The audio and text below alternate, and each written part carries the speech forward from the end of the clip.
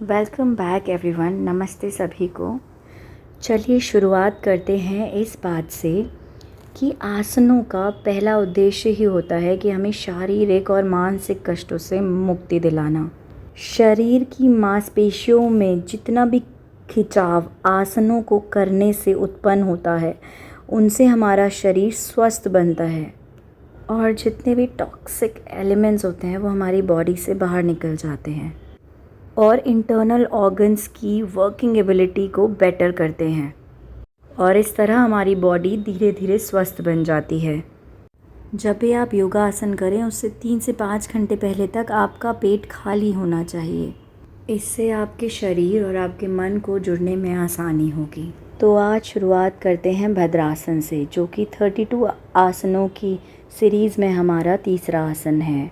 इसमें आपको पहले वज्रासन में बैठना है, फिर अपने घुटनों को फैला लेना है, पीछे दोनों पैरों के अंगूठों को साथ साथ रखना है और आपकी पैरों की उंगलियां ज़मीन को टच करें और आपको एड़ियों के बीच में जगह बनाकर बैठना है।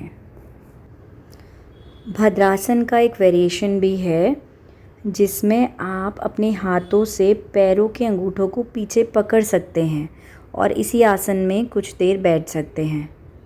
तो चौथा आसन है मुक्तासन, जिसे सुखासन भी कहते हैं।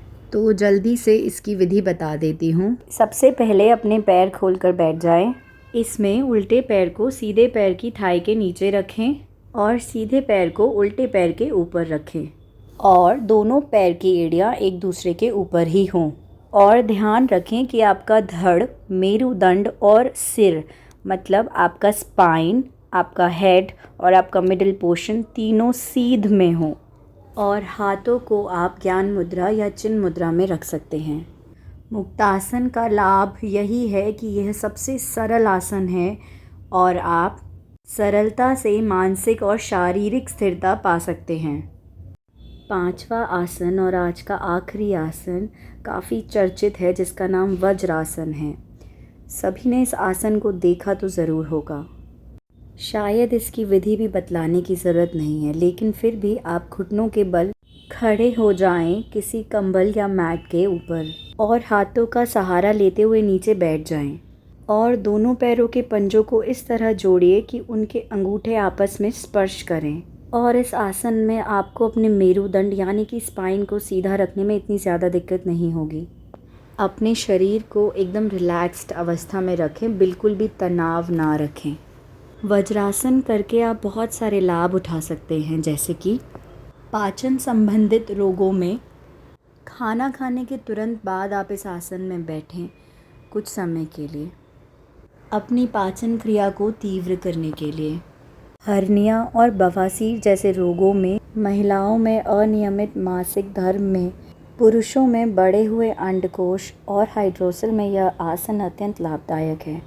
यदि आप वैज्ञानिक दृष्टिकोण से समझना चाहते हैं तो पैर के सामने के भाग और पैर के साइड में जो एनर्जी चैनल्स, नाड़ियाँ गुजरती हैं, वज्रासन में बैठने से उन पर दबाव पड़ता है, जो बदले में हमारी रिप्रोडक्टिव और डाइजेस्टिव सिस्टम को एक्टिवेट करती हैं। इतने ध्यान से समझने के लिए धन्यवाद। और अब कल मैं फिर से आऊँगी आपके साथ 7वां आसन करने के लिए।